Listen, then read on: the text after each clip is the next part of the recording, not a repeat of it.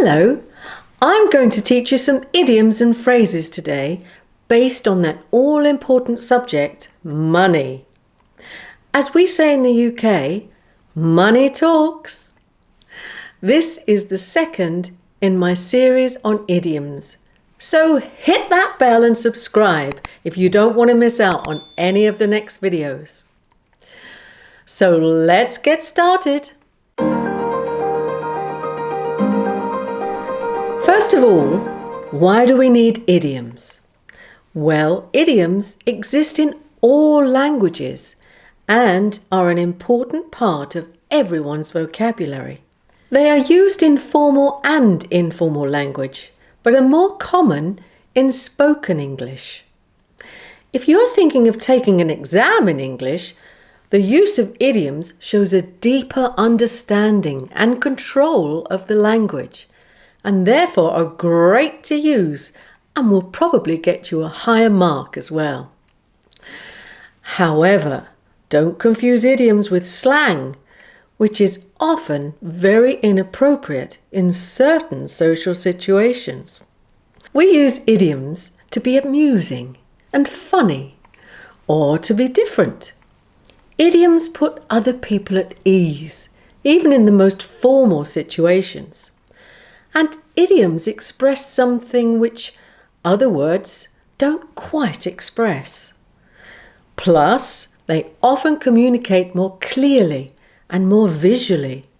It's sometimes very difficult to guess the meaning of idioms if you don't understand the vocabulary and you've never heard the words before. So a good tip is to learn the vocabulary before you try to understand the meaning of the idiom.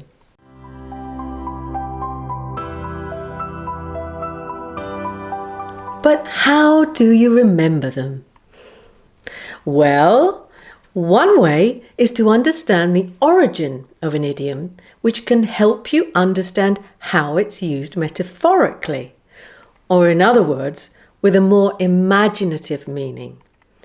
For example, if someone leaves you high and dry, they leave you in a difficult situation that you can't do anything about.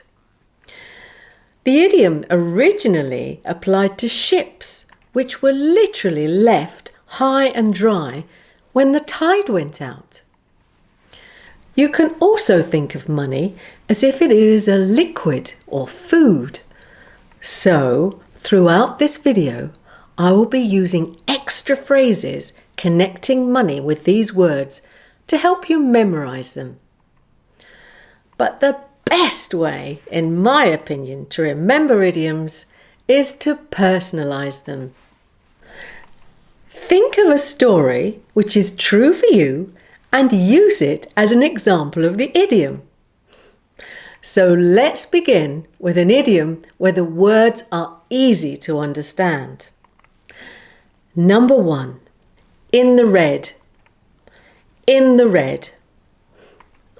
Well, when a person or organization is in the red, they owe money to someone or usually to a bank. An overdraft allows you to continue to get cash even when your account is in the red, or in other words, overdrawn. When my friend Joe decided to spend money on a new kitchen, it cost a lot more than he thought it would. He hadn't budgeted carefully and his bank account was in the red before the kitchen was finished. He ended up borrowing an extra £10,000 from the bank to finish the project. But it looks really lovely now, even though it cost him a small fortune. In other words, a lot of money. If we decide to spend a lot of money, we think of it as a liquid, and we could say, Joe decided to splash out on a new kitchen. Now think of a story that's true for you to help you remember the idiom. Number 2, down the drain. Down the drain. So firstly, what is a drain? Well, it's a pipe or passage through which water or waste liquids flow away. You find them in the side of the road where they're used to drain the rainwater away. You can even find one under your kitchen sink. When you pull the plug out, the wastewater goes down the drain. So, when you say something is going down the drain, you mean that it's getting worse or being destroyed and it's unlikely to recover. But you can also throw money down the drain. My brother Robert used to spend money like water when he was a very rich businessman. He made a lot of money, but his business went down the drain after he invested in a project that failed. He said his poor investments were like throwing money down the drain. Can you think of anyone in your life this has happened to? If so, write it down or put it in the comments below and I'll check it. Number 3, tighten your belt. Tighten your belt. This literally means to pull your belt until it fits more tightly around your waist. When used idiomatically, if you have to tighten your belt, you must spend less and live more carefully because you have less money than you used to have. This is what happened to Robert when his company went down the drain. Because he was earning less money, he had to sell all his fast cars and stop spending money like water.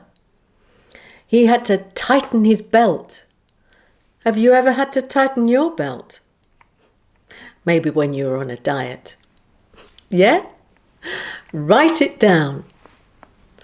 Of course, another way to remember it is to look at the origin of the idiom. Some say that this idiom originated during the Great Depression in America during the 1920s. When people had a lot to eat, they were said to have a good meal under their belt. But if you couldn't afford to purchase food, you would go hungry.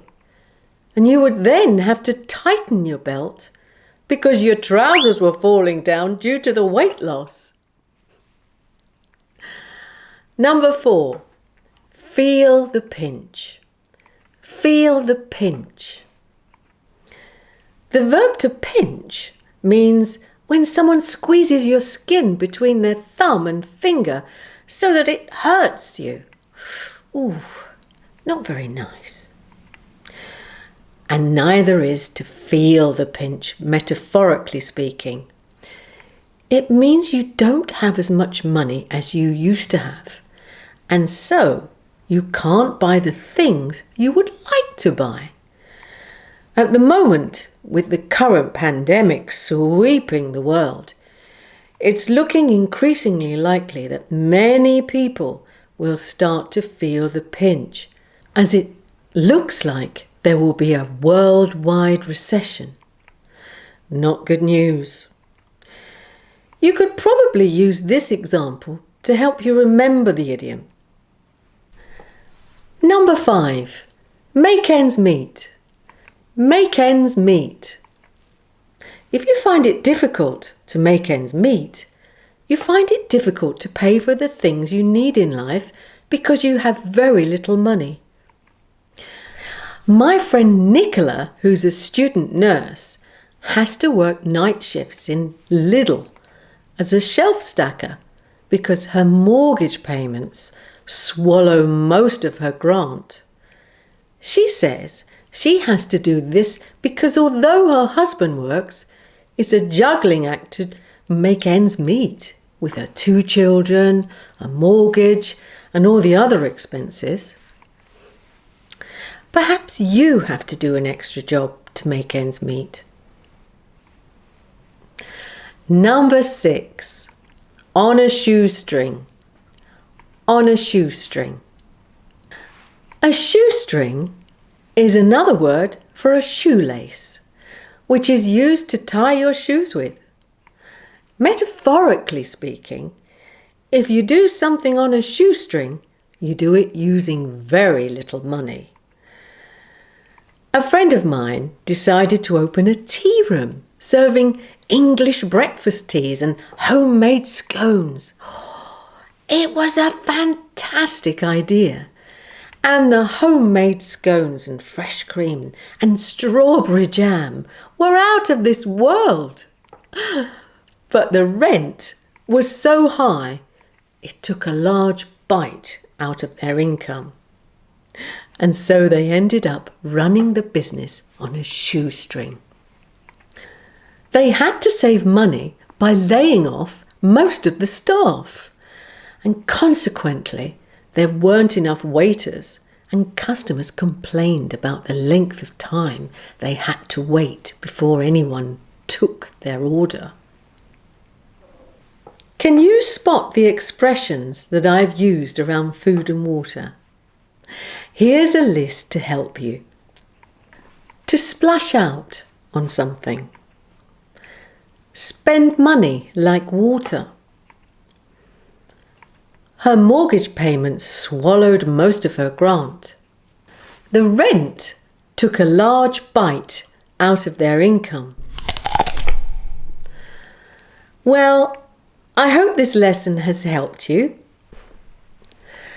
Don't forget to leave any comments or anything you're unsure of in the comments below, and I'll get back to you.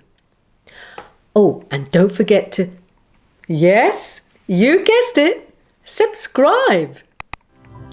Love and peace.